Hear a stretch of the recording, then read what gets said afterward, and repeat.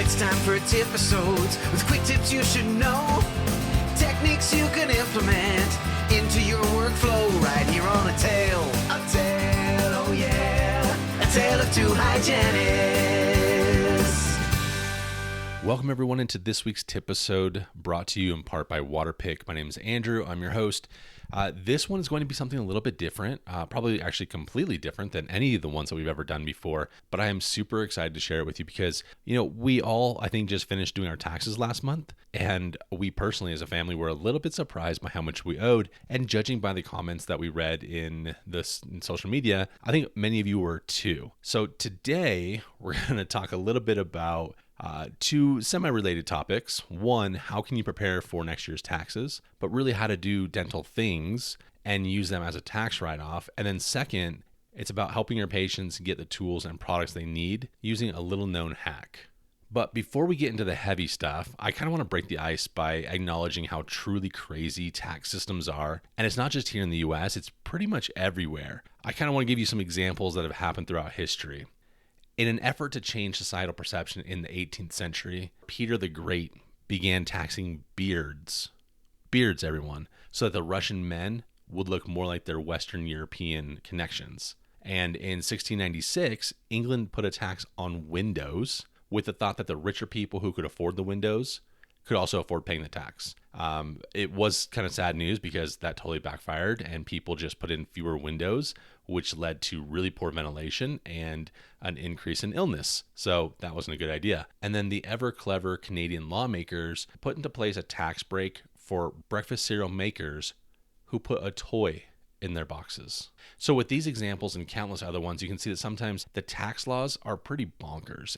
And I say that just so that we understand that it's always a good idea to have a CPA help you and help you file, especially for a lot of the things that we do in dental hygiene. Sometimes we do a lot of 1099 work. It can get kind of confusing, so please use the professional. I, myself, am not that, but I do want to run down some basic information for you that you can then discuss with those proper professionals. I want to first talk about how to reduce your tax liability against next year, and I think many of us know the essentials of how taxes work, but just in case you don't, I do want to run through that. The next minute of this, maybe a minute and a half, is going to be a little bit boring. I think it's necessary though, so it'll set you up for the stuff later on. So just hang in there. I'll try and be quick about it. Essentially, your adjusted income places you into a tax bracket, and that bracket tells you what your tax rate is. So for example, in 2021, there were 7 different tax brackets starting at 10%, going all the way up to 37% as the maximum federal tax rate. And those included people making more than $628,000 in that year. This is much different than, say, 1990, where there were only 2 tax brackets, the first one at 15% being the lowest, and then if you made over $32,450, you're going to be taxed at 28%.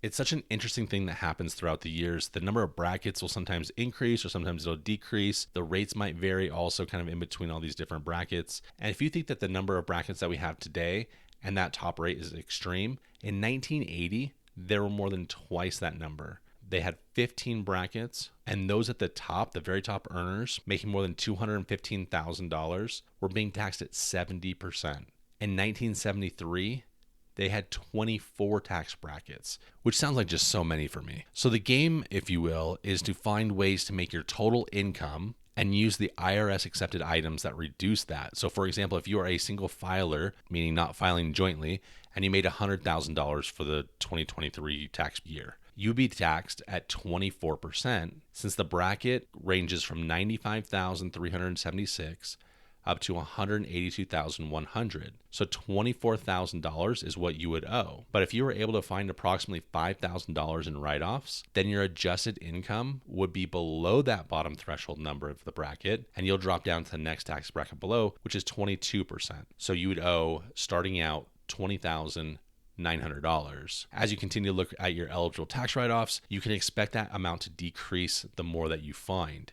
And then when you get to that point where the money that has been taken out of your paycheck for the federal tax payments all this time exceeds the amount that you owe, then you're entitled to that tax refund for the difference that you've already paid. Now, there are a ton of ways to get tax write-offs that could bump you down a bracket. Obvious ones include donations to 501c3 charities, putting your money into a 401k type vehicle for retirement. These allow you to pay taxes when you take that money out of the retirement account, not as you're putting it in, which is kind of a nice option, especially if you're able to maximize the most that you can for that whole entire year. Did you also know that your CE courses and related expenses for taking those CE courses are also write-off eligible? You can absolutely claim the credit for CE or a certificate program even, or any classes that you acquire more knowledge to be able to do your job better, or a new skill in your job. A word of caution about this, though, is that if you are claiming that a CE trip overseas, we'll say, was absolutely necessary for your license or for any other purposes, it's a really good idea to journal maybe a few entries, take some pictures about that, or any other documentation that you can think of about the specifics of that course, just in case that you get audited and you have to prove that you were actually there later on. But don't let this hinder you. There are plenty of CE trips to your favorite vacation destinations and awesome places in the world. Your flight and hotel during the classes are covered, but your personal expenses and hotel expenses on days that are for vacation are not eligible for tax deductions.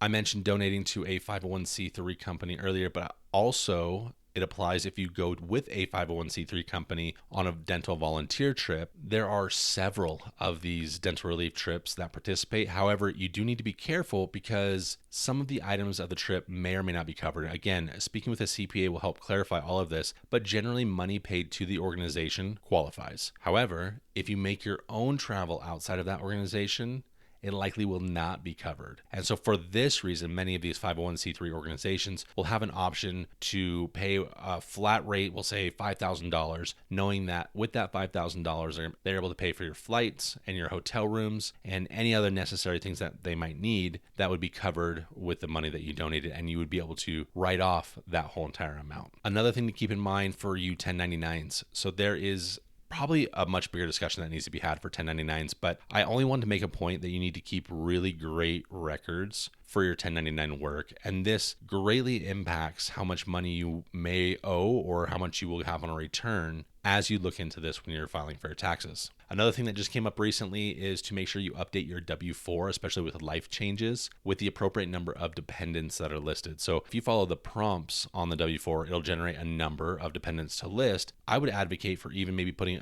an even lower number than that calculation. The purpose for that is that the lower the number, the more taxes that are being withheld initially. And it helps put my mind at ease knowing that I am much more likely to get money back in a tax return with that method. But again, CPAs will be able to help you to see if this method is right for you. And finally, let's talk about HSAs and FSAs, health savings accounts or flex spending accounts. Contributions made to either one of these vehicles are not taxed. So if you put in, say, $1,000 into each account over the year, then your adjusted income will be lower by $2,000 right off the bat. Your employer should have plenty of pamphlets for you to look at to see if you're eligible for these options, because in dentistry, unfortunately, not all of us have access to this. Now, from the patient's perspective, however, many of our patients are already enrolled in these programs. They have access to their accounts, and many of our dental tools and products qualify for our patients to spend their accounts on these. Now, Waterpik has a pretty robust professional resources page. I have the link listed in the show notes, but it's waterpik.com/oral-health/pro/resources. And if you scroll to the middle of that page, at least at the time of the recording of this, it's in the middle, you will see a button under the HSA FSA section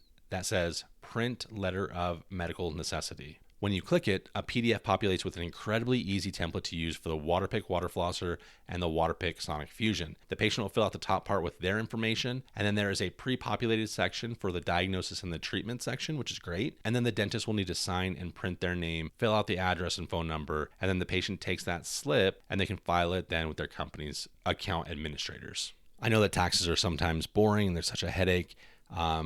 But I think the point of this tip episode was really to tell you that, hey, if you have travels, if there's things that you want to do professionally, really look and speak with your CPA on how that might be able to be a tax write-off in the future. There's plenty of ways to do it and plenty of ways to do it right. Thank you so much for listening. If you have any questions, send me an email, andrew@ataleoftwohygienists.com. I appreciate you so much. Thanks for listening. A Tale of Two Hygienists.